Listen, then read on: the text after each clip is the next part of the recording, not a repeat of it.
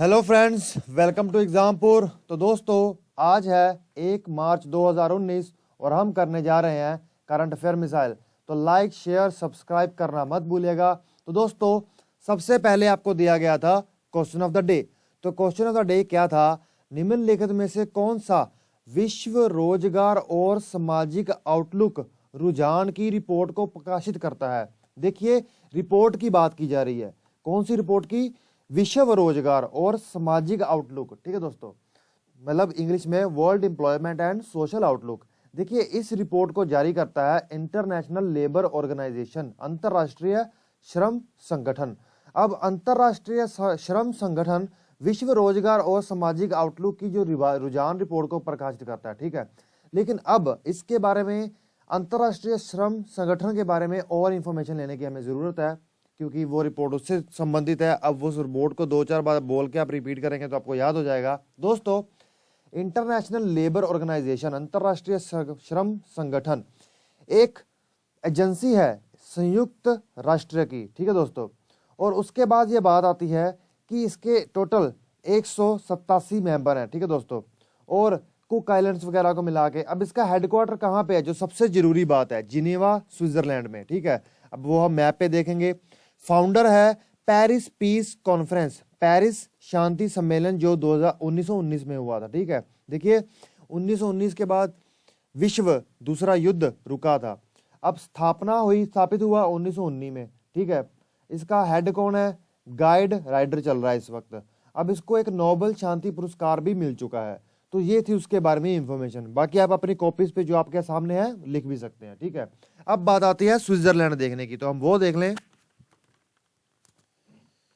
अब जैसे कि हम हर चीज को भारत में ध्यान में रखते हुए करते हैं, अब हम भारत में बैठे हैं तो हमें जाना है स्विट्जरलैंड। तो स्विट्जरलैंड कहाँ पे है दोस्तों? यूरोप में। तो यूरोप, ये देखिए, ये है स्विट्जरलैंड। उसके साथ लगता देश कौन सा है? फ्रांस। ठीक है, ये है इटली। ये कौन सा है? ऑस्ट्रिया। और ये क्या है? जर्मनी। ठीक है दोस्तों, ये देखिए। चलो, अब हम वापस चलते हैं अपना उसी जगह पे जहां पे हमें जाना चाहिए। तो अब आता है हमारा नेक्स्ट क्वेश्चन। यह हमारा नेक्स्ट क्वेश्चन कहता है, हाल ही में समाचारों में रहा फेन वन्य जीवन अभ्यारण्य निम्नलिखित में से किस राज्य में स्थित है? आपने बहुत से क्वेश्चंस देखे होंगे, लेकिन फेन वन्य जीव अभ्यारण्य एक नया वाइल्ड लाइफ सेंचुरी है, नई वन्य जीव अभ्यारण्य है। ठीक है दोस्तों, तो फेन वाइल्ड लाइफ सेंचुरी किस राज्य में स्थित है? तो फेन वन्य अभ्यारण्य स्थित है मध्य प्रदेश में। ठीक है, इसका नाम क्या है? फेन वन्य अभ्यारण्य मध्य प्रदेश में स्थित है। तो इसका आंसर बनता है ए। ठीक है, अब देखिए, मध्य प्रदेश में एक और भी है, कन्ना टाइगर रिजर्व। ठीक है, काफी न्यूज में रहा है। अब देखिए, जो जो हिंदी में तो आप वही कह सकते हैं, कन्ना वन्य जीवन अभ्यारण्य। अब देखिए, जो कन्ना टाइगर रिजर्व है, ठीक है, जो बाघों के लिए है, अब ये और ये मिलकर एक ही हो जाते हैं। ठीक है दोस्तों, चलो ये देखिए, काफी अच्छा दृश्य है। अब दूसरा क्वेश्चन आपके सामने आता है, निम्नलिखित में से कौन सा संयुक्त रूप से 3 दिवसीय समीक्षा कर रहा है कि योग में प्रशिक्षण के लिए WHO वर्ल्ड डॉक्यूमेंट बेंचमार्क को रखा जाए? ठीक है दोस्तों, क्या है कि 3 दिन की एक मीटिंग ऑर्गेनाइज की जा रही है। ठीक है, 3 दिन का एक रिव्यू ऑर्गेनाइज किया जा रहा है। ठीक है दोस्तों, अब जो ये ऑर्गेनाइजेशन की जा रही है, जो ये ऑर्गेनाइज किया जा रहा है, तो ये किस लिए किया जा रहा है? देखिए, WHO द्वारा एक वर्ल्ड डॉक्यूमेंट बेंचमार्क आना है। किस पर? ट्रेनिंग इन योगा, मतलब योगा में ट्रेनिंग देने के स्वरूप में एक वर्ल्ड डॉक्यूमेंट आना है, जो कि WHO लेके आएगा। इसी के संदर्भ में ये 3 दिन की मीटिंग रखी गई है। तो ये बहुत बड़ी बात है, तो हमारे देश को सम्मान मिलेगा। पर इसको ऑर्गेनाइज कौन करवा रहा है? इसको ऑर्गेनाइज करवा रहा है आयुष मंत्रालय। तो इसका आंसर बनता है ए। ठीक है दोस्तों, तो चलो हम चलते हैं आगे।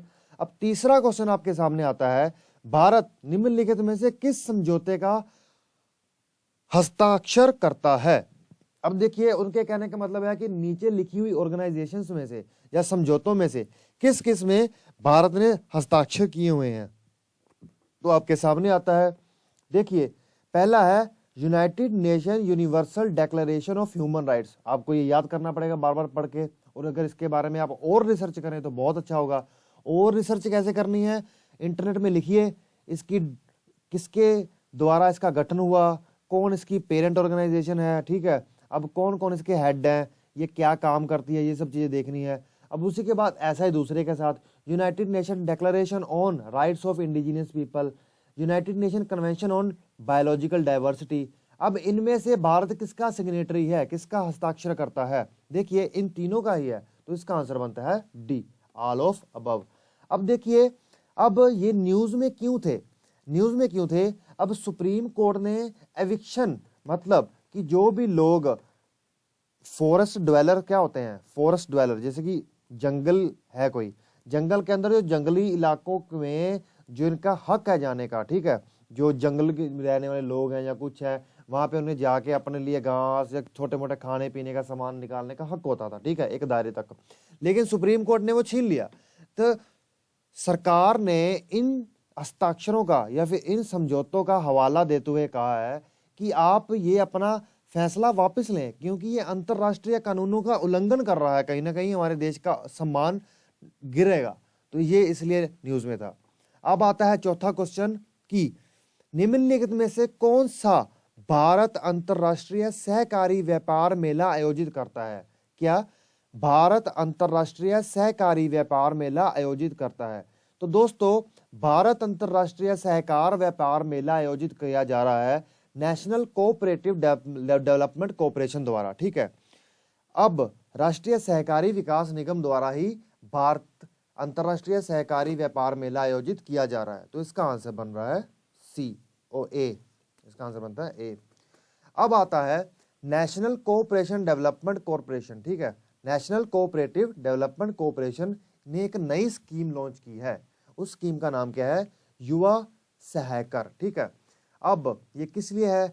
Is giving wings to youth entrepreneurs in cooperative, मतलब कोऑपरेटिव सोसाइटी होती है ना जो, ठीक है, जो सहकारी समितियां बनती हैं युवा उद्यमियों के पक्ष में ध्यान में रखते हैं, युवा सहकार के, इनको ध्यान में रखते हुए लॉन्च की गई है, ठीक है दोस्तों।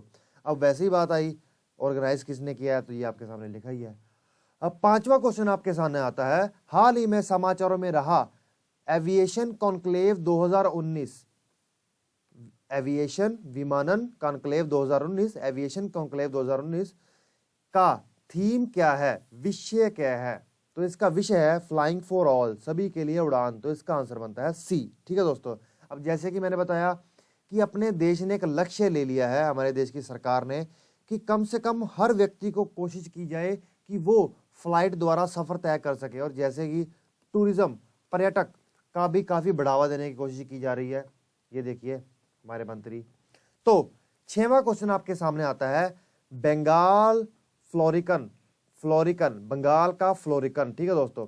तो ये जो बंगाल फ्लोरिकन है, जो आईयूसीएन है, एक अंतरराष्ट्रीय संगठन जो कि जानवरों के या फिर बायोडाइवर्सिटी पर ध्यान रखता है, उसकी जो रेड लिस्ट है, उनकी जो सूची है, ठीक है, उस सूची में बंगाल का फ्लोरिकन कहाँ आता है?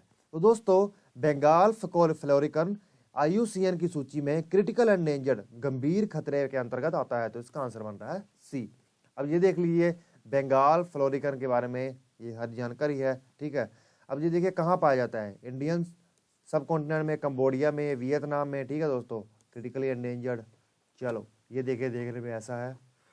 अब दिया गया है आपको क्वेश्चन ऑफ द डे। अब आपको बताना है कि किसके द्वारा कैलकुलेट किया जाता है अर्थ ओवरशूट डे। तो ये ये आपको बताना है। तो इसी के साथ मैं आपका एग्जाम पूर्ण में आने के लिए थैंक्स करता हूं फ्रेंड्स। Okay bye.